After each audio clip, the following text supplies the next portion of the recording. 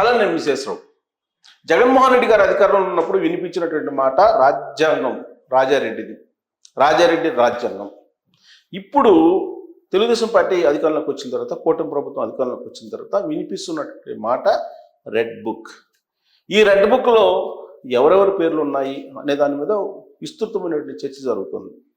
గతంలో అధికారం ఉన్నప్పుడు కన్ను మిన్ను కానకుండా ఆ రెడ్ బుక్ గురించి మాట్లాడారు. ఆ రెడ్ బుక్ని మడతేసి పెట్టుకోమని రకరకాలుగా మాట్లాడారు లోకేష్ గారి మీద. రెడ్ బుక్ కాకపోతే ఇంకో బుక్ రాసుకోమను అని చెప్పి కూడా మాట్లాడారు. అంతవరకైతే ఓకే. అన్పార్లమెంటరీ వర్డ్స్ను ఉపయోగిస్తూ ఎంట్రుకు కూడా పీకలేరు అని చెప్పి రకరకాల భాషను ఉపయోగించేశారు లోకేష్ గారి మీద. అసలు లోకేష్ గారు ఒక పప్పు, ఆ పప్పు గురించి మాట్లాడేది ఏంది అనేది వైసీపీ వాళ్ళు చాలా మాట్లాడారు. ఇక జగన్మోహన్ రెడ్డి గారు అయితే అసలు లోకేష్ గారిని అసలు రాజకీయ నాయకుడిగానే గుర్తించాల. కొడాలి నాని, వల్లభనేని వంశీ వీళ్ళైతే అసలు లోకేష్ గారిని వ్యక్తిత్వం హననం చేసిన దారుణమైనటువంటి హననం అది. బహుశా నేను అనుకుంటా అలాంటి వ్యక్తిత్వ హననానికి ఎవరు గురయ్యి ఉండరు, అంత వ్యక్తిత్వ హననానికి గురయ్యారు. మరి ఇప్పుడు లోకేష్ గారు రాసినటువంటి రెడ్ బుక్ గురించి ఎందుకు భయపడుతున్నారు వీళ్ళందరూ? ఫస్ట్ పేజీ ఓపెన్ అయిందని చెప్పంటున్నారు. ఆ ఫస్ట్ పేజీ ఓపెన్ అయింది కాబట్టి వల్లభనేని వంశీ జైలుకి వెళ్ళారు. నెక్స్ట్ పేజీ ఎవరిది, రెండో పేజీ అనే దాని మీద ఇప్పుడు చర్చ జరుగుతూ ఒక ఆందోళన ఇప్పుడు కనిపిస్తుంది వైఎస్ఆర్ కాంగ్రెస్ పార్టీకి సంబంధించినటువంటి కొంతమంది లీడర్లలో. కారణం ఏంటంటే ఆ రోజున నోరు జారారు, కన్ను మిన్ను కానకుండా మాట్లాడారు. ఆ రోజున అధికార దర్పం తలకెక్కింది, దాంతో ఇష్టానుసారంగా మాట్లాడారు. ఇప్పుడు రెడ్ బుక్ అంటేనే కలవరపడుతున్నారు. ఆ రెడ్ బుక్లో రెండో పేజీ ఎవరిది అనే దాని మీద తలలు పట్టుకుంటున్నారు. నిద్రలేని రాత్రులు గడుపుతున్నారు అనేది వైఎస్ఆర్ కాంగ్రెస్ పార్టీలో చెప్పుకుంటున్నటువంటి మాట. మరి వల్లభనేని వంశీ ఎపిసోడ్ కనుక చూస్తే విజయవాడ నుంచి ఇప్పుడు జైలుకి వెళ్ళాడు. హైదరాబాద్లో అరెస్ట్ చేసి విజయవాడ వరకు తీసుకెళ్ళి అక్కడ జడ్జి ముందు ప్రవేశపెడితే జడ్జి జైలుకి పంపించారు. నెక్స్ట్ ఎవరు అనే దాని మీద ఇప్పుడు చర్చ జరుగుతుంది. నెక్స్ట్ జోగి రమేష, కొడాలి నాని, పేరు నానినా, ఎవరు నెక్స్ట్ అనే దాని మీద విస్తృతమైనటువంటి చర్చ జరుగుతుంది. వీళ్ళ పేర్లే ఎందుకు వస్తున్నాయంటే ఆల్రెడీ జోగి రమేష్ మీద కేసు నమోదైంది. ఆయన అగ్రిగోల్డ్కు సంబంధించినటువంటి భూముల్ని రాయించుకున్నారు అనేది ఒకటి. ఇక తెలుగుదేశం పార్టీ కేంద్ర కార్యాలయం మీద దాడి చేసినటువంటి కేసులో ఆయన ఉన్నారు. సరే, ముందస్తు బెయిల్ తీసుకొచ్చుకున్నారు. బట్ అగ్రిగోల్డ్కు సంబంధించినటువంటి కేసు ఉంది. వాళ్ళ కుమారుడి మీద ఆల్రెడీ కేసు పెట్టారు, జైల్లో పెట్టారు. మరి ఈయన మీద కూడా ఉంది ఆ కేసు. దానికి సంబంధించినటువంటి ల్యాండ్ని ట్యాంపరింగ్ చేశారు అనేది కూడా ఆయన మీద ఉన్నటువంటి కేసు. ఇక పేరు నాని అయితే ఏ విధంగా పౌర సరఫరాలకు సంబంధించినటువంటి బియ్యాన్ని, రేషన్ బియ్యాన్ని తరలించారు, ఆయన గోడౌన్లో పెట్టుకొని ఆయన గోడౌన్ నుంచి ఏ విధంగా మాయం చేశారు అనేది ఆల్రెడీ ఇన్వెస్టిగేషన్ జరుగుతుంది. విజిలెన్స్ ఇన్వెస్టిగేషన్ జరిగింది, దాని మీద కేసు కూడా నమోదయ్యింది. ఆయన మీద కేసు ఉంది, ఆయన సతీమణి మీద కూడా కేసు ఉంది. మరి ఆ కేసుల్లో పేరు నానిని అరెస్ట్ చేస్తారా?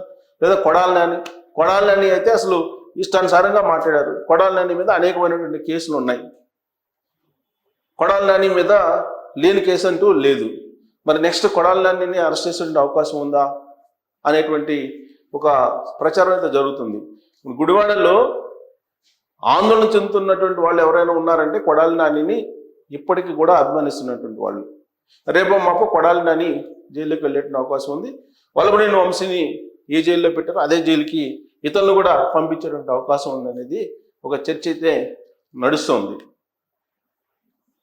వాస్తవంగా వల్లభనేని వంశీ అలాగే కొడాలి నాని వీళ్ళిద్దరూ కూడా జగన్మోహన్ రెడ్డి గారి యొక్క ఆశీస్సుల కోసం, జగన్మోహన్ రెడ్డి గారి యొక్క మెప్పు కోసం, ఆయన దగ్గర మెహర్బానీ కోసం తెలుగుదేశం పార్టీని, చంద్రబాబు గారి ఫ్యామిలీని టార్గెట్ చేశారు. రాజకీయాల్లో టార్గెట్ చేయడం తప్పుపట్టాల్సిన అవసరం లేదు, కానీ వ్యక్తిత్వ హననం దారుణమైనటువంటి విధంగా చేశారు వాళ్ళు. తెలుగుదేశం పార్టీలోనే వాళ్ళు ఎదిగి, తెలుగుదేశం పార్టీలో ఉండేటువంటి అన్ని విషయాలు తెలిసి, కుటుంబ విషయాలు కూడా తెలిసి వాళ్ళు నోరు పారేసుకున్నారు.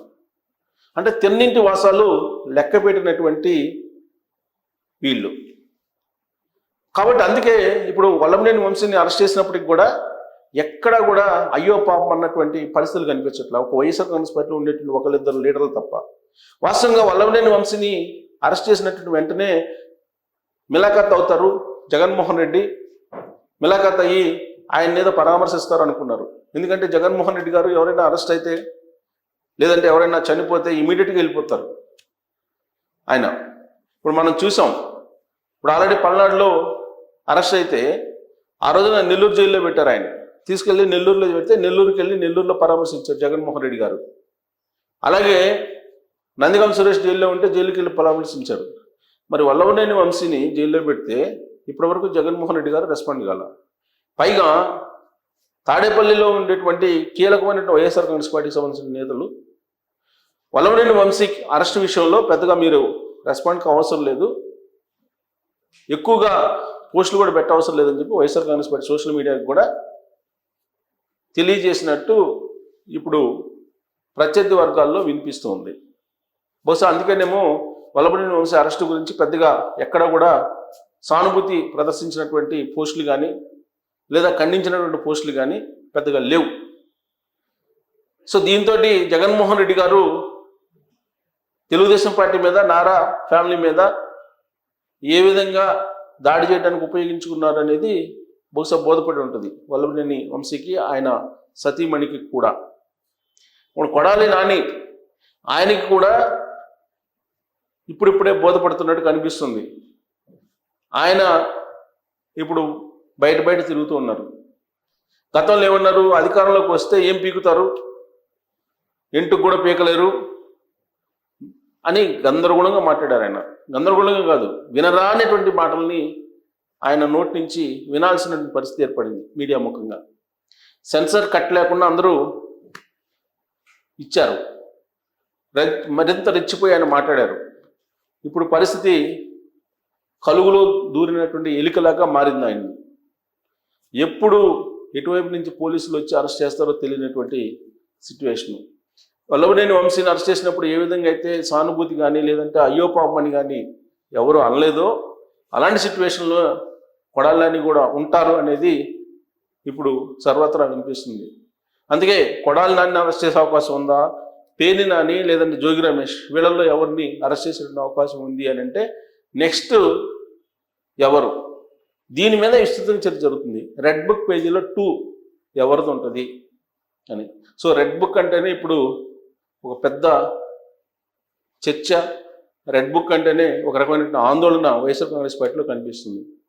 జగన్ 2.1 ఉంటే అదే వైఎస్ఆర్ కాంగ్రెస్ పార్టీలో ఉండేటువంటి వాళ్ళు రెడ్ బుక్ పేజ్ 1 పేజ్ 2 అనే దాని గురించి మాట్లాడుకుంటూ ఉన్నారు. సో ఇలాంటి పరిస్థితుల్లో మరి ఈ బ్లర్రర్ చేసినటువంటి ముగ్గురులో ఉన్నారు కదా, ముగ్గురులో ఎవరు అరెస్ట్ అయ్యేటువంటి అవకాశం ఉంది, దీని మీద మీరు అభిప్రాయాన్ని వ్యక్తం చేయొచ్చు. Thank you very much.